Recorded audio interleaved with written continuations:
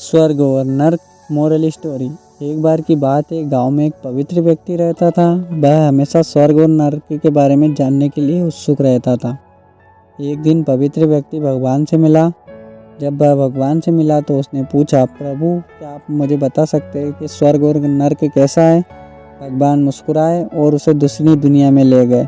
वहाँ वे 2 दरवाजे के सामने खड़े थे। भगवान ने उसे जाने के लिए कहा और प्रत्येक दरवाजे के अंदर खुद जाकर देखने के लिए कहा।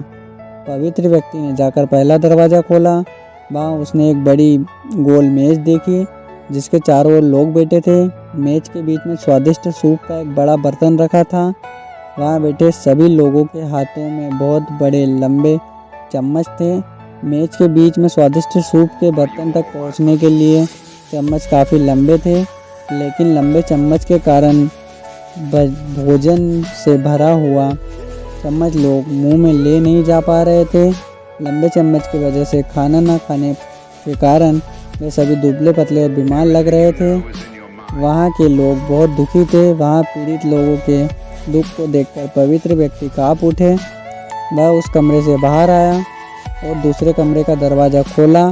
दूसरा कमरा बिल्कुल पहले कमरे जैसा ही था। बड़ी गोल मेज और उसके बीच में एक स्वादिष्ट सूप का बर्तन। वहाँ बैठे लोगों के हाथों में लंबे चम्मच था, लेकिन यहाँ के लोग स्वस्थ थे।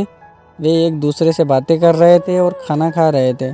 पवित्र व्यक्ति यह देखकर प्रसन्न हुआ और उस कमरे से बाहर आ गया। फिर पवित्र व्यक्ति भगवान के पास गया और कहा, मुझे समझ नहीं आया कि दोनों कमरों में एक ही जैसा है, फिर भी एक कमरा दुख से भरा है और दूसरा सुख से भरा है।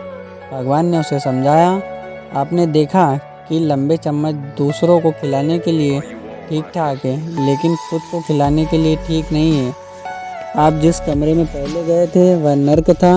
वहाँ के लोग लालची और केवल अपने बारे में ही सोचते हैं, दूसरों की मदद नहीं करना चाहते हैं, जिसके कारण वे अपना पेट नहीं भर पा रहे हैं और दुख झेल रहे हैं। और दूसरा कमरा स्वर्ग था।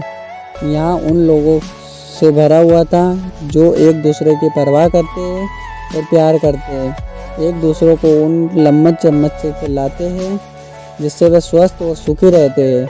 दोस्तों, इस कहानी की शिक्षा यह है, यदि हम एक दूसरों का समर्थन और देखभाल करें तो हम अपने जीवन को स्वर्ग बना सकते हैं और खुशी से जी सकते हैं।